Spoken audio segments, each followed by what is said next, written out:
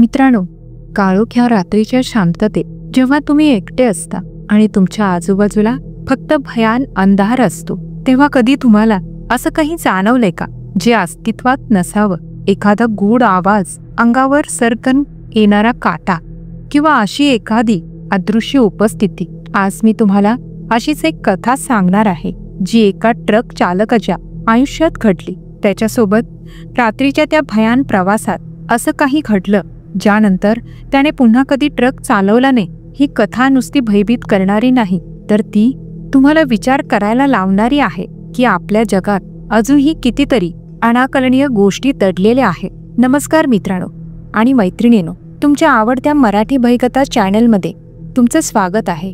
जर तुम्ही या भयकथांचे चाहते असाल आणि अजूनही आपल्या चॅनलला सबस्क्राईब केलं नसेल तर लगेच सबस्क्राईब करा, कारण तुमचं एक सबस्क्रिप्शन मला अशाच अजून रंजक आणि थरारक कथा घेऊन येण्यासाठी प्रेरणा देतं. ही कथा शेवटपर्यंत नक्की बघा, कारण यात दडलेला सस्पेन्स तुम्हाला खिळवून ठेवेल. आणि हो, तुम्ही ही कथा कुठून पाहत आहात, तुमचे नाव आणि शहराचे नाव कमेंट बॉक्समध्ये लिहायला विसरू नका. तुमच्या कमेंट्स वाचायला मला खूप आवडेल. चला तर मग ऐकूया ही थरकाप उडवणारी भयकथा. नमस्कार मित्रांनो, मी संतू. आज मी तुम्हाला माझ्या आयुष्यात घडलेली एक अशी गोष्ट सांगणार आहे जी ऐकून कदाचित तुमच्या मनात ट्रक प्रवास करण्याची भीती निर्माण होईल आणि रात्रीच्या प्रवासाकडे पाहण्याचा तुमचा दृष्टिकोनच बदलून जाईल. ही गोष्ट 2005 सालची आहे, जेव्हा मी ट्रक ड्रायव्हर होतो. आज मी हा धाबा चालवतो, पण त्या दिवसात माझं आयुष्य रस्त्यावरच होतं. पुणे ते सांगली, सांगली ते पुणे, खताच्या गोण्या घेऊन सतत ये जा करणं हेच माझं काम होतं. माझं आयुष्य तसं साधं होतं. बायको, 2 लहान मुलं, एक मुलगा आणि एक मुलगी. त्यांचं शिक्षण, त्यांची स्वप्न, त्यांचं हसणं खेळणं, या सगळ्यांसाठीच मी रात्री अपरात्री ट्रक चालवत असे. दिवसा मी घरी थोडी विश्रांती घ्यायचो, पण रात्रीचं काम माझं खरं उत्पन्न होतं. माझा ट्रक एका मोठ्या खत कंपनीसोबत कॉन्ट्रॅक्टवर होता. दररोज रात्री 7 वाजता पुण्याच्या गोदामातून माल भरायचा आणि पहाटे 1 वाजेपर्यंत सांगलीला पोचवायचं. तिथून माल उतरवून पुन्हा पहाटे 3 वाजेपर्यंत परत पुण्याला निघायचं, जेणेकरून सकाळी उजाडेपर्यंत मी घरी पोचेन. हे रोजचं चक्र होतं, थकवणारं पण गरजेचं. या सगळ्या प्रवासात माझा सोबती होता बंडू, माझा हेल्पर, वय वर्ष 21. तो माझा धाकटा भाऊच होता जणू. अट्टल, खट्याळ, पण कामाला मेहनती. तो नसता तर हा प्रवास एकट्याने झेपला नसता. बंडूची एक सवय मात्र मला कायम त्रास द्यायची. त्याला लघवी खूप यायची. प्रवासात त्याला सारखं पाणी पिऊ नकोस असे मी नेहमी सांगत असे, नाहीतर दर 15-20 मिनिटांनी त्याला लघवीसाठी ट्रक थांबवावा लागे. डोंगराळ भागात, विशेषतः खंबाटकी घाटासारख्या चटणीच्या रस्त्यावर माल भरलेला ट्रक वारंवार थांबवून पुन्हा सुरू करणं खूप अवघड आणि वेळखाऊ होतं. त्यामुळे मी त्याला प्रवासात जास्त पाणी पिऊ देत नसे.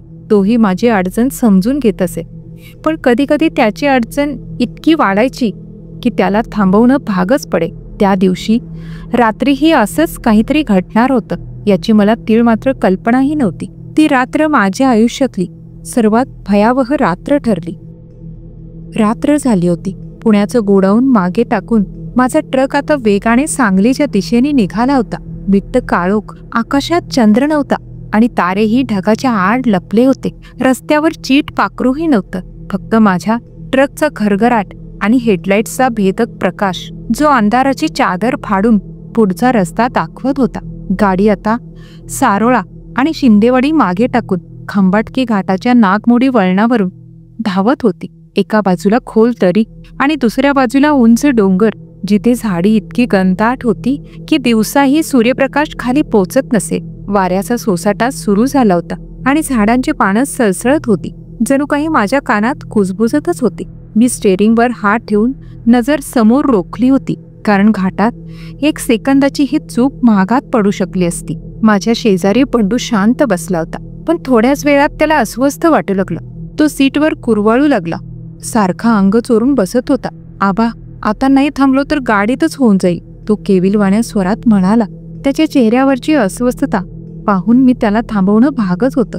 मी एका निर्जन ठिकाणी, जिथे चहूबाजूला फक्त झाडं होती, तिथे ट्रक थांबवला. इंजिन बंद होताच ट्रकच्या घरघराटाची जागा जंगलातील भयान शांततेने घेतली. किड्यांचा किरकिराटाचा आवाज, दूरवरून ऐकू येणारी श्वापदांची हाक, त्या शांततेने अंगावर काटा आला. चल लवकर जा आणि लवकर परत ये. आणि ऐक, आता थेट 50 किलोमीटरवर साताऱ्याजवळच ट्रक थांबवणार, तोपर्यंत काही नाही. मी त्याला बजावलं. ठीक आहे आबा, आलोच, असं म्हणून त्याने पाण्याची बाटली उचलली आणि ट्रकवरून खाली उडी मारली. अंधारात तो दिसेनासा झाला. मी सीटवर डोळे मिटून घेतले आणि त्याच्या परत येण्याची वाट पाहू लागलो. बराच वेळ झाला पण बंडू काही आला नाही. मी घड्याळात पाहिलं, त्याला जाऊन 20 मिनिटं झाली होती. 20 मिनिटं, इतका वेळ लघवीला लागत नाही. मला थोडं विचित्र वाटायला लागलं. मी ट्रकच्या खिडकीतून बाहेर डोकावून पाहिलं. बंडू, बंडू, मी आवाज दिला पण काहीच प्रतिसाद नाही. मी पुन्हा 2दा आवाज दिला पण भयान शांतता. आता मात्र माझ्या मनात शंकेची पाल चुकचुकली. मी ट्रक खाली उतरलो आणि माझी टॉर्च घेतली. टॉर्चच्या प्रकाशात मी आजूबाजूला पाहिलं. दूर दूरपर्यंत बंडूचा मागमूसही नव्हता. ही गोष्ट खूपच विचित्र होती, कारण तो लघवीला जरी गेला असता तरी इतका दूर जाऊ शकत नव्हता की दिसणारही नाही किंवा आवाज दिल्यावर ऐकूही येणार नाही. मग बंडू गेला तरी कुठे? माझा जीव घाबरून गेला. मी टॉर्च घेऊन जंगलात थोडं आत गेलो. झाडांच्या उंचच्या उंच आणि वेड्या वाकड्या सावल्या मला गिळायला येत आहेत असं वाटत होतं. वाऱ्याच्या प्रत्येक झुळुकीने झाडांची पानं सळसळली की मला कोणीतरी जवळ असल्याचा भास होई. माझं हृदय जोरजोरात धडधडत होतं. अंगात एक थरथराट भरला होता. मी बंडूला शोधत टॉर्चचा प्रकाश इकडे तिकडे फिरवत जंगलात अजून थोडं आत गेलो होतो. काळोख इतका दाट होता की प्रकाशाचा कवडचाही त्याला भेदू शकत नव्हता. झाडांची वेडी वाकडी सावली माझा पाठलाग करत होती असं मला वाटत होतं. अचानक दूरवरून एक कर्णकर्कश किंकाळी माझ्या कानावर पडली. ती बंडूचीच होती याबद्दल मला खात्री होती. त्या किंकाळीने माझ्या काळजात धस्स झालं. माझ्या पायाखालची जमीनच सरकली. माझ्या मनात विचारांचं काहूर माजलं. नक्की काय झालं असेल त्याला? कोणत्या जंगली श्वापदाने हल्ला केला असेल का? भीती आणि काळजीने माझं अंग थरथर कापायला लागलं. मी क्षणाचाही विलंब न लावता धावत धावत मी पुन्हा ट्रकजवळ पोचलो आणि ट्रकमध्ये ठेवलेला लोखंडी रॉड घेतला आणि त्या किंकाळीच्या दिशेने जंगलात पुन्हा शिरलो. पण बंडू कुठेच दिसत नव्हता. मी त्याला पुन्हा आवाज दिला, बंडू, बंडू, पण फक्त शांतता. माझी नजर सर्वत्र फिरत होती आणि त्याच क्षणी माझ्या उजव्या बाजूला असलेल्या एका घनदाट झुडपातून सरसर असा आवाज आला. तो आवाज ऐकून माझं हृदय अजूनच वेगाने धडधडू लागलं. मी लगेच टॉर्चचा प्रकाश त्या झुडपांवर टाकला. झुडूप हालत होतं, जणू काही त्याच्या आत कोणीतरी लपून बसलं होतं. बंडू, मी थरथरत्या आवाजात विचारलं, पण काहीच प्रतिसाद नाही. आणि मग तो आवाज थांबला.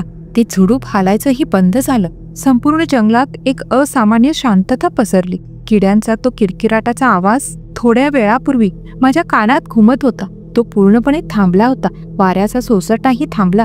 जंगलातील प्रत्येक झाड, प्रत्येक पान अगदी स्थिर उभं होतं, जणू काही ते मलाच एकटक निहाळत होतं. ही शांतता मला कुठल्याही आवाजापेक्षा जास्त भयानक वाटली. जणू काही हजारो डोळे माझ्याकडे रोखले होते आणि ते मला काहीतरी सांगू इच्छित होते, पण त्यांचे शब्द माझ्यापर्यंत पोचतच नव्हते. आणि त्याच भयान शांततेत माझ्या पाठीवर कोणीतरी प्रचंड वेगाने झेपावलं. माझ्या संपूर्ण शरीरातून एक विजेचा धक्का गेल्यासारखं झालं. मी घाबरून ओरडलो आणि पाठीमागे वळून पाहिलं. माझ्या डोळ्यांवर विश्वास बसत नव्हता. मी अजूनही ट्रकच्या आत माझ्या सीटवरच बसलो होतो. बंडू माझ्या खांद्यावर हात ठेवून मला हलवत होता. आबा, काय झालं? झोपे परळत होता वाटतं. चला आता, उशीर होतोय, तो हसून म्हणाला. माझ्या कपाळावर घामाचे थेंब जमा झाले होते. मी हाताने तोंड पुसलं. आता माझ्या लक्षात आलं, मी आत्तापर्यंत एक भयानक स्वप्न पाहत होतो. एक भयान थरकाप उडवणारं स्वप्न. मी सुटकेचा निश्वास टाकला आणि लगेच ट्रक सुरू केला. बंडू, तू कुठे गेला होतास रे? इतका वेळ लागला? मी त्याला विचारलं. मी कुठेच गेलो नव्हतो आबा, मी इथेच होतो. तुम्ही जागे होण्याची वाट बघत होतो, तो म्हणाला. बंडूचं हे बोलणं मला खूपच विचित्र वाटलं. काय वेडं वाकडं बोलतोयस? जंगलातून काही गांजा फुकून आलास की काय? मी त्याला विचारलं, पण त्याने काहीच उत्तर दिलं नाही. फक्त मला विचित्रपणे एकटक पाहत राहिला. त्याच्या डोळ्यात एक वेगळीच चमक होती, जी मी यापूर्वी कधीच पाहिली नव्हती. एक अनामिक भीती माझ्या मनात पुन्हा घर करून बसली. मी त्याला दुर्लक्ष केलं आणि पुन्हा रस्त्याकडे लक्ष दिलं. बंडू कधी कधी चिलीम मारून असं काहीतरी करायचा, त्यामुळे मला वाटलं की त्याचाच परिणाम असावा. पण मग बंडू ट्रकच्या आत काहीतरी शोधू लागला. कधी तो स्वतःची बॅग उघडायचा, कधी माझी बॅग. अरे, ती माझी बॅग आहे, तुझं काही नाही त्यात, काय शोधतोयस? मी त्याला हटकलं. त्याने काहीच उत्तर दिलं नाही. आणि मग त्याला एका पिशवीत कच्चे तांदूळ दिसले. त्याने एक मूठभर तांदूळ काढले आणि तोंडात टाकून ते कचकच आवाज करत चकळू लागला. मी एक नजर त्याच्याकडे टाकली. रस्त्यावर वळण होतं, त्यामुळे मला पुन्हा रस्त्याकडे लक्ष द्यावं लागलं. अबे, तुझ्या अंगात भूत बीत शिरले की काय? हे कच्चे तांदूळ का खातोयस? मी त्याला पुन्हा विचारलं. त्याने काहीच उत्तर दिलं नाही. त्याने अजून एक मूठभर तांदूळ घेतले आणि तोंडात भरले. पण यावेळेस तो फक्त चगळत नव्हता, तर अजीब गुरगुरण्याचा आवाजही करत होता. मी पुन्हा त्याच्याकडे पाहिलं. त्याचे डोळे लालबुंद झाले होते, जसे खूप नशा केल्यावर होतात, अगदी तसे. आता मात्र खरंच भीती वाटायला लागली. मला वाटलं की त्याच्यावर एखादी वाईट शक्ती आली असावी. अनेकदा असं घडतं की रात्री अपरात्री अशा निर्जन रस्त्यावर काही वाईट आत्मा शरीरात प्रवेश करतात. मला खूप भीती वाटत होती, पण मी हिंमत हारलो नाही. मी ट्रक थांबवून पळून जाऊ शकलो असतो, पण त्याला एकटं त्या स्थितीत सोडून जाणं मला पटलं नाही. तो माझा साथीदार होता, माझा धाकटा भाऊच होता. माझ्या डोळ्यासमोर माझ्या बायको मुलांचे चेहरे आले, पण मी बंडूला अशा परिस्थितीत सोडू शकत नव्हतो. मला आठवलं, पुढे साधारण 20 किलोमीटरवर रस्त्याच्या कडेला एक देवीचं मंदिर आहे. मी ट्रक तिथेच थांबवायचं ठरवलं. मला विश्वास होता की देवीच्या मंदिरात गेल्यावर नक्कीच काहीतरी मार्ग मिळेल. मी पूर्ण वेगाने ट्रक चालवत होतो आणि माझ्या शेजारी बसलेला बंडू वेड्यासारख्या हालचाली करत होता. तो ट्रकमधील सामान शोधू लागला. त्याला एका पिशवीत थोडे बटाटे आणि कांदे सापडले. त्याने एक बटाटा काढला आणि तो तसाच कच्चा चगळू लागला. मग एक कांदा काढला आणि तोही खाऊ लागला. त्याच्या तोंडातून एक विचित्र वास येत होता, जो मला मळमळायला लावत होता. त्याच्या प्रत्येक कृतीने माझ्या हृदयाची धडधड वाढत होती. माझ्या डोळ्यासमोर फक्त ते देवीचं मंदिर होतं. मी पूर्ण वेगाने ट्रक चालवत होतो. माझ्या बाजूला बंडू बटाटे आणि कांदे कच्चेशेच खात होता, अगदी गुरगुरत बसला होता. प्रत्येक वळणावर मला भीती वाटत होती की कधी काय होईल. तेवढ्यात माझ्या मागे एक दुसरा ट्रक अत्यंत वेगाने आला आणि सतत हॉर्न वाजवू लागला. आधी मला वाटलं की तो पुढे जाण्यासाठी पास मागतोय, पण त्या नागमोडी रस्त्यावर त्याला पास द्यायची जागाच नव्हती. मी त्याला दुर्लक्ष करत ट्रकचा वेग अजून वाढवला, पण तो ट्रकवाला हॉर्न वाजवतच राहिला. त्याच्या हेडलाईटचा भेदक प्रकाश माझ्या आरशातून थेट माझ्या डोळ्यात घुसत होता. मी एक क्षण आरशातून मागच्या ट्रककडे पाहिलं आणि मग माझ्या बाजूला बसलेल्या बंडूकडे माझी नजर गेली. त्याला पाहून माझ्या अंगावर काटा उभा राहिला. यावेळेस बंडूच्या हातात भाजी कापायचा धारदार चाकू होता. तो त्या चाकूकडे पाहून भयानपणे हसत होता. त्याच्या तोंडातून लाळ गळत होती आणि त्याचे लालबुंद डोळे एखाद्या वेड्या खुणीसारखे दिसत होते. त्याच्या चेहऱ्यावरचे भाव इतके विकृत झाले होते की तो माझा बंडू आहे यावर विश्वासच बसत नव्हता. त्याने अचानक माझ्याकडे पाहिलं.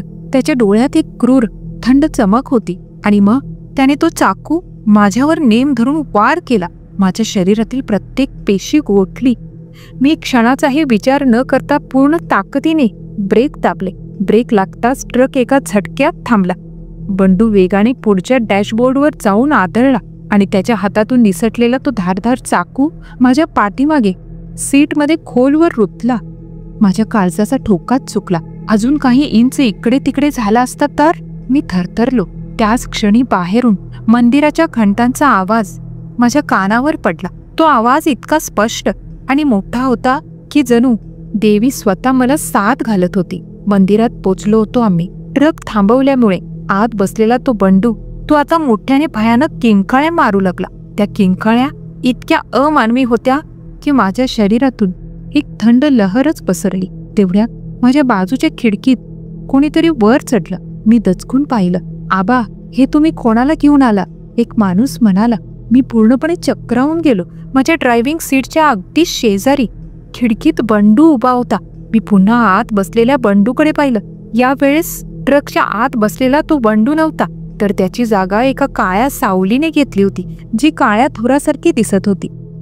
ती सावली आकार बदलत होती, जणू काही ती मलाच गिळायला येत होती. माझी छाती धडधडत होती. माझ्या काळजाचा ठोका कधीही थांबेल असंच वाटत होतं.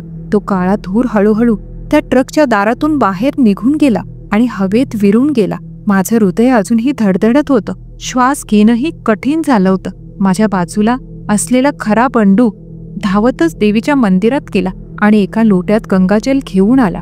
त्याने ट्रकच्या आत आणि बाहेर गंगाजल शिंपडलं. पाण्याचे थेंब पडताच मला एक प्रकारची शांतता आणि सुरक्षितता जाणवली. त्याने एक घोट गंगाजल मलाही प्यायला दिलं. यार बंडू, तो कोण होता? मला तर तूच वाटला होतास. मरता मरता वाचलो यार, नाहीतर त्याने मला चाकूने कापलंच असतं. मी थरथरत्या आवाजात म्हणालो.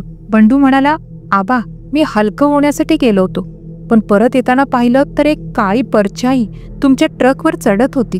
त्यानंतर तुम्ही ट्रक स्टार्ट केला आणि पुढे गेलात. मी तुम्हाला खूप आवाज दिले, हातवारे केले, पण तुम्ही खूप लांब गेला होता. मग मी या दुसऱ्या ट्रकवाल्याकडून लिफ्ट घेतली आणि तुमचा पाठलाग केला. आम्ही हॉर्न वाजवून तुम्हाला थांबायलाही सांगत होतो, पण तुम्ही ट्रक अजून वेगाने चालवलात. त्या रात्री जे काही घडलं ते माझ्या आयुष्यात कधीही न विसरता येणारं आहे. त्या भयान अनुभवाने मी इतका हादरून गेलो होतो की मला 3 दिवस ताप होता आणि मी अंथरुणातून उठलोच नाही. त्या रात्रीनंतर मी कधीच ट्रक चालवला नाही. रस्त्याकडे विशेषतः रात्रीच्या वेळी पाहिलं की आजही माझ्या अंगावर काटा येतो. ती रात्र, त्या काळ्या सावलीचा अनुभव आजही माझ्या डोळ्यासमोरून जात नाही. आता माझा ट्रक बंडू चालवतो आणि मी हा छोटासा ढाबा चालवून माझा संसार चालवतो. पण आजही खंबाटकी घाटाच्या त्या वळणावरून कोणता ट्रक जाताना पाहिलं की मला ती भयानक रात्र आठवते आणि एक थंडगार शिरशिरी माझ्या पाठीतून जाते. तर मित्रांनो, ही होती संतूची गोष्ट, एका ट्रक ड्रायव्हरची, ज्याच्या आयुष्याला एका रात्रीच्या प्रवासाने कायमचं बदलून टाकलं. आजही जेव्हा रात्रीच्या वेळी तुम्ही महामार्गावरून प्रवास कराल किंवा एखाद्या निर्जन रस्त्यावरून जाल, तेव्हा या गोष्टीची आठवण नक्की ठेवा. आपल्या आजूबाजूला अशा अनेक गोष्टी घडत असतात ज्या आपल्याला माहीत नसतात. काही गोष्टींचा अनुभव घेतल्याशिवाय त्यावर विश्वास बसत नाही, नाही का? तुम्हाला ही गोष्ट कशी वाटली? तुमच्या यावर काय विचार आहे? तुम्ही कधी एखादा गूढ आणि भयानक अनुभवातून गेला आहात का? आम्हाला कमेंट्समध्ये नक्की सांगा. तुमच्या प्रतिक्रियांची आम्हाला प्रतीक्षा आहे. जर तुम्हाला आणखी कथा ऐकायच्या असतील तर आमच्या चॅनलला सबस्क्राईब करायला विसरू नका. आता आपण त्या मित्रांकडे जाऊया ज्यांनी आमच्या मागील कथेवर कमेंट करून आम्हाला पाठिंबा दिला. तर प्रथम त्यांची नावे घेऊयात. पहिले म्हणजे योगेश बँकर, नवी मुंबईहून, श्रीकांत म्हैसेकर, हैदराबाद तेलंगणाहून, अनिल मेस्त्री, मुंबईहून, राजेंद्र पारेकर, मुंबईहून, राजेश चव्हाण, कराडहून, सूरज कांबळे, पन्हाळाहून, श्रीवेद सोबन, राजापूर रत्नागिरीहून, कृष्ण सावंत, इस्लामपूरहून, जळू डोंगरे, छत्रपती संभाजीनगरहून, अमर महामुनी, कोल्हापूरहून, योगेश वेद पाठक, अहिल्यानगरहून, श्रुती खुमुंडीहून, सौरभ कोळी, कोळेदेहून आणि शेवटी नजीम येरळकर यांनी गावाचे नाव नाही सांगितले. तर मित्रांनो, ही त्यांची नावे होती ज्यांनी आमच्या मागील कथेवर कमेंट केली आणि आम्हाला सांगितले की ते आमच्या कथा कुठून ऐकतात आणि त्यांना आमची कथा कशी आवडली. यासोबतच जर कोणाचे नाव वगळले असेल तर आम्हाला कमेंट करून नक्की सांगा. त्यांचे नाव येणाऱ्या व्हिडिओमध्ये घेतले जाईल. व्हिडिओ पाहिल्याबद्दल धन्यवाद. लवकरच भेटूया पुढच्या व्हिडिओमध्ये.